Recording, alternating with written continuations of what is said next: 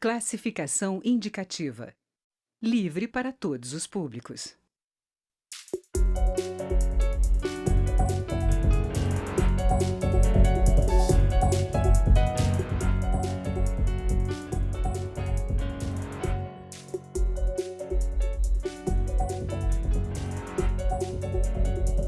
Olá!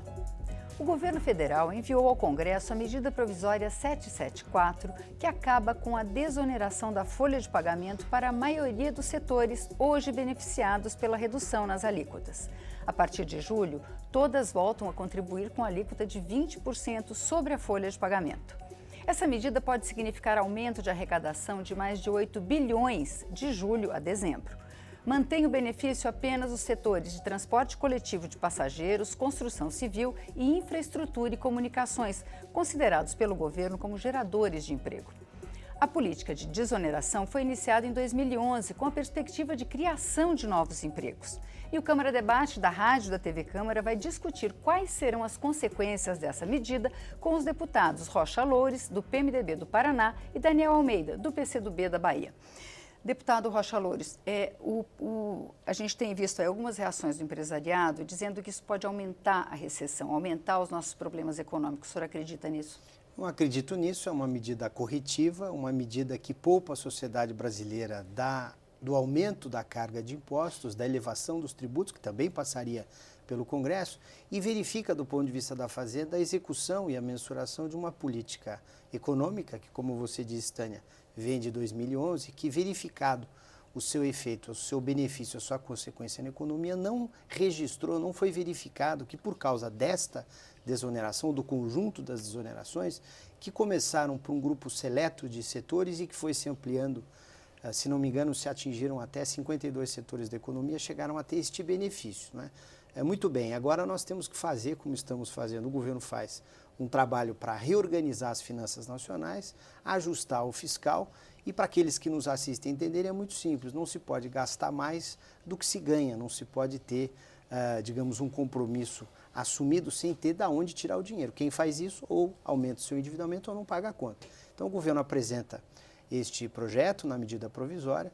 Os segmentos empresariais, digamos, que deixam de contar com esse benefício, compreendem que é melhor este movimento do que nós elevarmos os impostos, o que seria, digamos assim, uma carga adicional a toda a sociedade brasileira e não apenas aqueles setores envolvidos. E, claro, poupamos um conjunto de setores, como você disse também, construção civil, a indústria do transporte na área ferroviária, na área rodoviária, em outros setores, não é? De maneira que parte desta política foi preservada.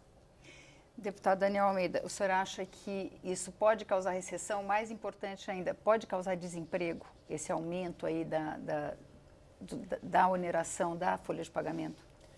Olha, cumprimentando aqui o Rocha Loures, amigo, que a gente sempre dialoga muito sobre diversos temas, eu penso que quando a presidenta Dilma fez a desoneração no volume que foi feito e com a abrangência que se fez naquele momento, foi incorreto. Ela podia ter feito o objetivo ou a preocupação tem um sentido correto de desonerar a folha de pessoal e favorecer a geração de empregos e dinamizar a economia. Essa foi a intenção anunciada, mas não se tinha os compromissos firmados sobre a preservação desses empregos. Acabou os empresários botando esse recurso no bolso e não investiu na dinamização da economia, na preservação de emprego. Então foi um erro ter feito naquela dimensão e naquele momento da forma que foi feito, não é? Agora, retirar, eu acho que também é um erro. Nós estamos há 3 anos de recessão, 2 já confirmados, e a tendência é 2017 ainda ter recessão.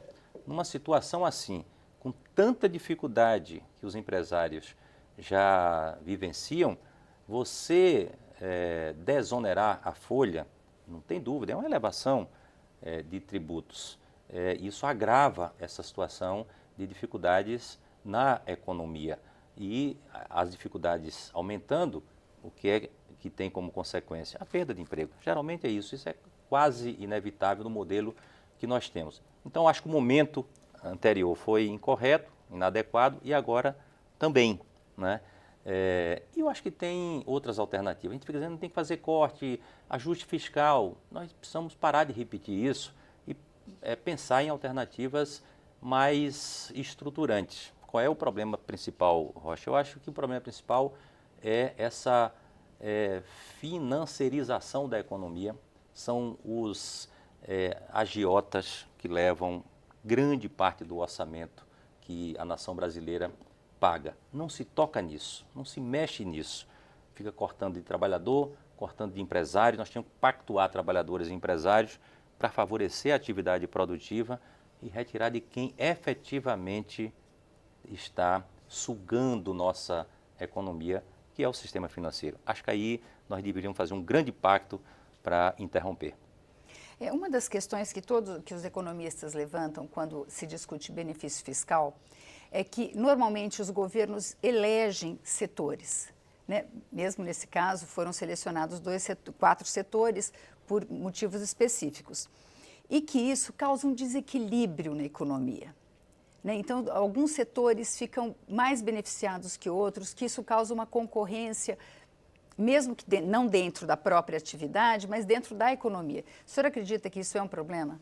É um problema porque já verificamos em vários momentos da história brasileira, da história econômica e política brasileira, assim como da história política e econômica de diversos países, e naturalmente este mundo interligado, através do qual, em rede, nós todos conversamos com os nossos familiares, com os nossos companheiros, com quem trabalhamos, não é? Nós sabemos, até com muito mais informação do que tínhamos no passado, de que estas intervenções, estas tentativas de redistribuir os recursos da sociedade, até porque os governos não geram riqueza, os governos são responsáveis por distribuir essas riquezas, reduzir desigualdades, fazer com que a sociedade possa, digamos, conviver, dando apoio naquilo que é essencial, saúde, educação, né, a questão do transporte público, mas toda vez que o governo se movimenta, até pelo seu tamanho, ele tende a gerar uma disfunção, não é? Como, por exemplo, na questão da política das desonerações, se não me engano, Daniel, a quem saúdo, um grande companheiro, qualificado representante da Bahia, não é? Faz com que nós tenhamos uma suspeita até das inclinações do governo. Por que escolheu aquele setor ou deixou de escolher aquele outro setor, fazendo com que a sociedade não compreenda muitas vezes bem por que é que houve aquela determinada proposta de política pública. Então, acho que, em termos gerais, o governo deveria se abster de tentar mediar ou contrabalançar esses setores, até porque a economia brasileira trabalha para se integrar mais na economia internacional. Nós não somos, os nossos índices de produtividade e competitividade ainda não se encontram em vários setores nos patamares internacionais e atingimos essa excelência através do esforço e do investimento em educação, formação profissional, né, na proteção do trabalhador. E aí eu concordo completamente com o Daniel, né, no sentido de que se no início a política da desoneração foi um remédio, digamos, que não produziu efeitos, agora, né, de certa maneira, a retirada dele também terá consequência. E é por isso que o debate que faremos aqui no plenário para examinar essa matéria será um debate rico, importante, e eu espero que fundador de uma concepção, de uma leitura, de que o Estado pode sim muito, mas tem que poder muito para cuidar do mais necessitado e não para interferir muitas vezes nos interesses empresariais, o que até, não é, Daniel, leva essas suspeições que a gente está vivendo aí e experimentando. Pois é, deputado Daniel Almeida, como é que a política de incentivos foi, em alguns momentos, considerada uma política anticíclica, usada como uma política anticíclica para tentar tirar o país de momentos que a economia mundial está sofrendo e dinamizar a economia. Como é que o senhor vê essa questão da distribuição por setores escolhidos? Como é que causa um desequilíbrio aí na economia? Olha, Tânia, eu, nesse aspecto, tenho alguma discordância com o deputado Rocha, e a partir da visão que nós compreendemos do papel do Estado. Eu acho que o Estado ele tem funções muito além da prestação de serviços na saúde, na educação e etc. O papel do Estado é de induzir, controlar, estimular a atividade econômica, a industrialização do país, a preservação de interesses nacionais, políticas de conteúdo local que têm sido abandonadas. O mercado é muito selvagem, não aceita ou não quer aceitar certas regras. Aliás, busca sempre o Estado, quando está em dificuldade, para lhe oferecer proteção, e quase sempre tem a proteção, especialmente o sistema financeiro. Então, eu acho que é necessário o Estado ter políticas públicas que reconheça as diferenças regionais e, em função da diferença regional, estabelecer mecanismos para o desenvolvimento de cidade de forma mais equilibrada, que reconheça a diferença entre setores. Tem setores que têm um potencial maior de dinamização da economia. O setor da construção civil, ele tem esse potencial. Políticas que foram adotadas, como o programa Minha Casa Minha Vida, têm um papel muito além da geração de novas habitações.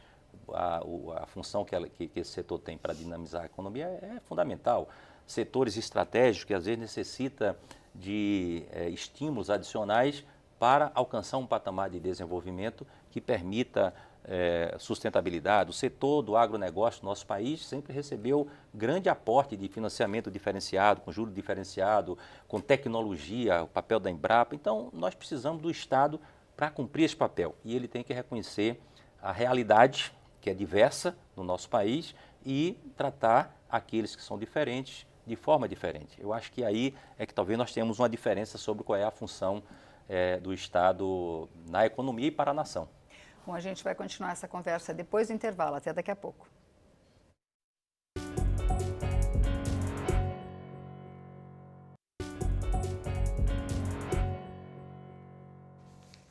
O Câmara Debate está de volta. Hoje nós estamos discutindo a reoneração da folha de pagamentos com os deputados Daniel Almeida, do PCdoB da Bahia, e Rocha Loures, do PMDB do Paraná. Deputados, o governo federal hoje está brigando com o rombo no orçamento de 52 bilhões. Essa reoneração pode significar esse ano 8 bilhões. Aonde os senhores veem, como é que os senhores veem a expectativa de poder cortar, onde cortar, o que dá para fazer com esse rombo?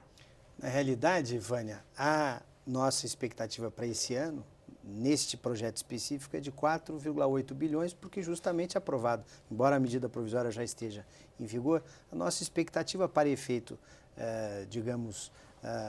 do atendimento a este rombo, do enfrentamento deste rombo, a gente está calculando aí algo como 4,85 bilhões de reais este ano, em função até do que esperamos que venha do ponto de vista das emendas, dos destaques, aquilo que seja apresentado e as pressões setoriais que virão para a Câmara e depois irão ao Senado, né, buscar, a tentativa de manter esta política. Mas, fundamentalmente, o governo fará, através do seu próprio esforço de economia. O governo tem sob sua responsabilidade a possibilidade de cortar mais na sua despesa própria, né, nos seus gastos correntes.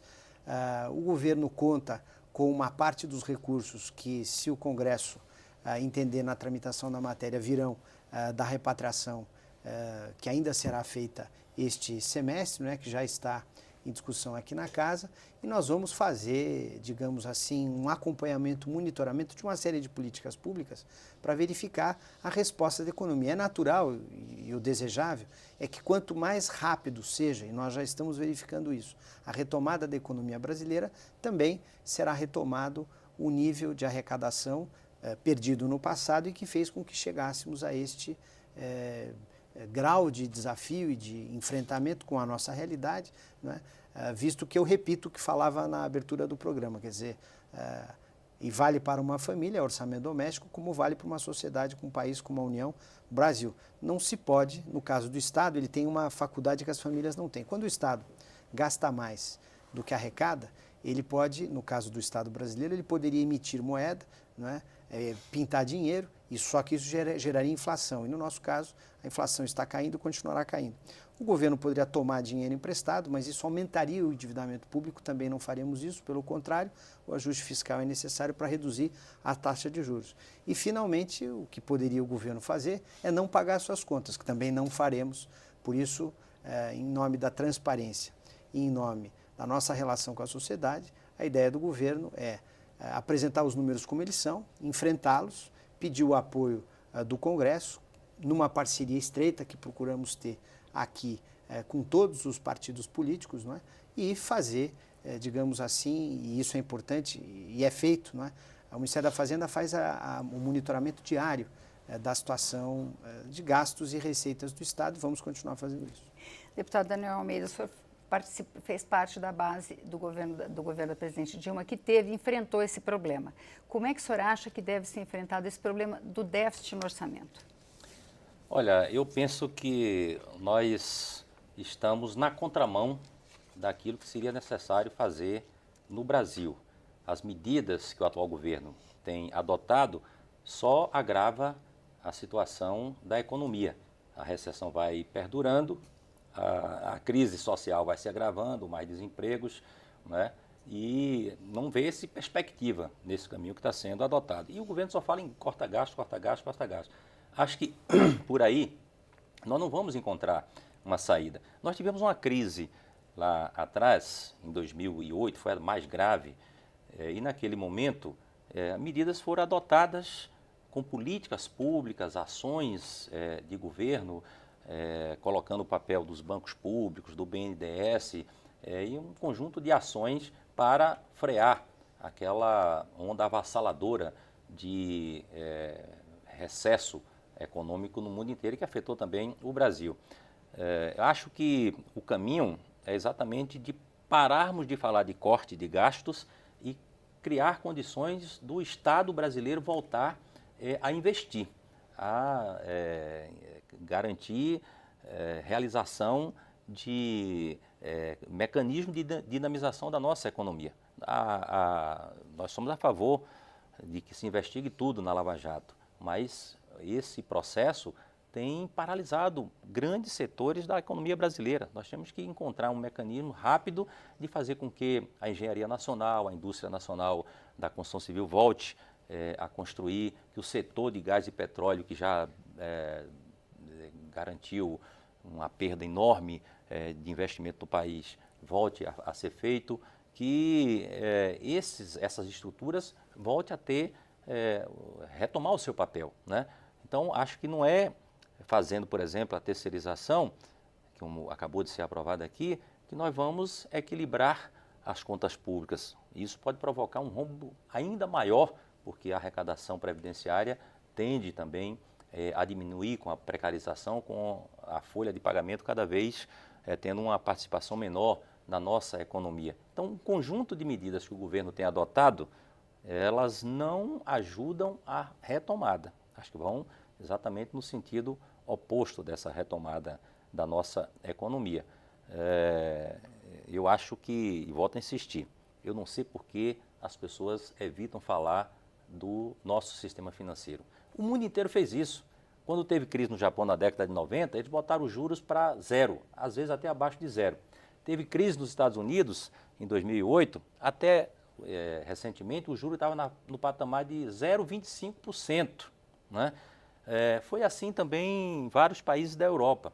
Aqui, os juros continuam o mais elevado do planeta e ninguém toca no assunto. Corta tudo, mas não se faz nenhum movimento do corte de juros. E isso leva bilhões por ano, né, Rocha? Metade do nosso orçamento é utilizado para administrar a dívida que nós temos. Aí não dá para a gente recuperar a economia, não tem caminho adequado. E é justamente por conta dos juros que é preciso fazer o ajuste fiscal. Porque, e eu uso uma imagem muito simples, se um agente financeiro, um banco, tem lá uma linha de crédito e ele empresta para uma pessoa jurídica ou física, para uma empresa ou para uma pessoa, e ele fica sabendo ao longo do tempo que esta pessoa está gastando mais do que é capaz de gerar para pagar os seus compromissos. O banco olha e diz assim, puxa vida, se eu não fizer nada, da próxima vez que essa pessoa vier aqui, ela pede o dinheiro emprestado, gasta esse dinheiro e não produz riqueza suficiente, não vai conseguir honrar com o seu compromisso. E as pessoas, enfim, todas sabem, eu, você, Daniel, a Vânia, né, que há um limite para esta realidade. E o limite é o não pagamento. Quando o sistema financeiro percebe que o país está, digamos, com a sua gestão desorganizada ou vem gerando dificuldades, está revelando sinais, demonstrando dificuldade para honrar os seus compromissos, o que o banco faz? Aumenta os juros. Porque, na eventualidade do não pagamento, há ali um ganho. E aí, só para concluir, esse esforço nosso todo, e veja, não é deste governo, o próximo governo, quando for eleito pelo povo brasileiro, terá de seguir, vai escolher a direção, vai apresentar o seu programa, não é? Mas vai ter que seguir, digamos assim, sem a possibilidade de revogar a lei da gravidade. Seja a lei da gravidade dos fatos econômicos, seja a lei da gravidade da questão econômica. É muito simples. Quem gasta mais do que ganha tem que se financiar. Mas não é essa a conta. A conta no serviço público é um pouco diferente. Por que em todos esses países que eu falei foi possível ser feito? Por que no Brasil, só o Brasil não pode fazer? Essa é uma regra que invariavelmente os países seguem. Reduz as taxas de juros para estimular a atividade econômica, gerar emprego, dinamizar a economia.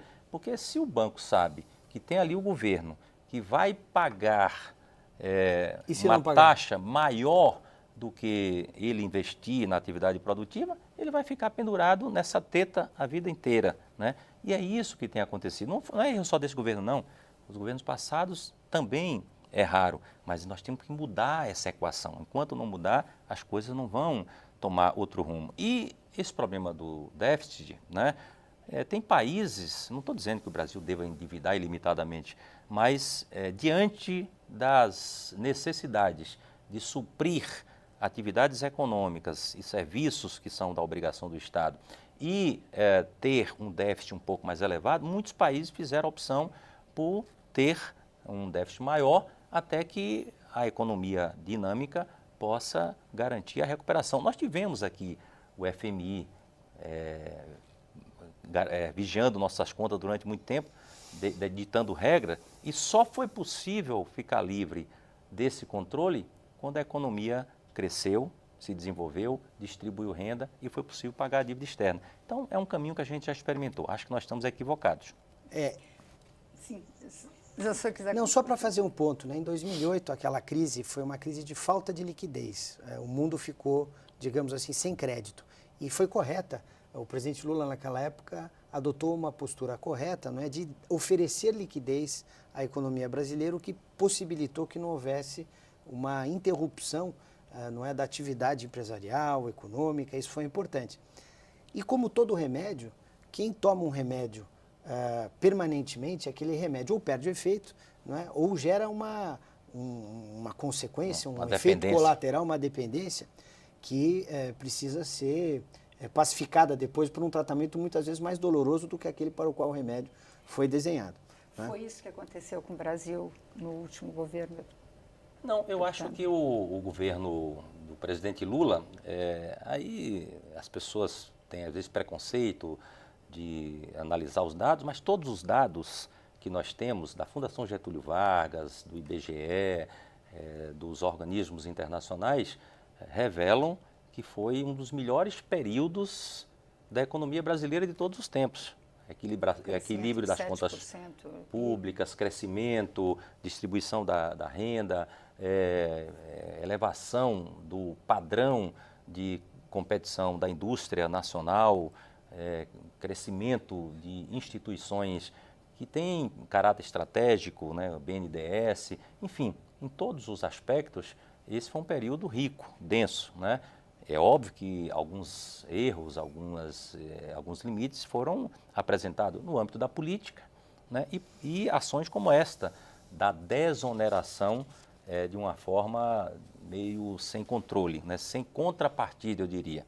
Né? A desoneração podia ter justificativa, mas ela tinha que estar conectada com elevação da produtividade no nosso país, com garantia de empregos, né? Essa contrapartida é que nós talvez não soubemos fazer. E talvez a dose da desoneração tenha sido um pouco elevada. Talvez o remédio, nesse caso, não foi o mais adequado, do ponto de vista da dose. Para cada um dos senhores falar sobre a expectativa, então, agora para essa MP da reoneração. Aprovação da medida, aprovação pelas mesmas razões que aprovamos aqui na casa a PEC do teto, não é? E na sequência, também pelas mesmas razões e responsabilidade com a sociedade brasileira, a discussão e o encaminhamento da reforma trabalhista e da previdenciária. Tudo isso para melhorar a vida das gerações futuras. Deputado Daniel Almeida. O Rocha sabe que a reforma previdenciária não passa, e ainda bem que não pode passar, porque seria uma tragédia no nosso país, seria realmente jogar a nossa Constituição na lata do lixo. Eu espero uma hora convencê-lo de que esse voto não deve ser dado, a reforma trabalhista da mesma forma, e que nós possamos discutir essa matéria. Acho que é importante que o debate seja feito e aproveitar esse debate para estabelecer alguns outros mecanismos de favorecimento da dinamização da economia. Eu insisto nisso, nós não podemos nos bastar com cortes. É preciso virar a página e pensar numa outra direção. Muito obrigada, deputados. O Câmara Debate termina aqui. Você pode rever ou compartilhar este ou outros programas na nossa página, câmara.leg.br/Câmara Debate. Nós também estamos no YouTube. Obrigada pela audiência e até a próxima.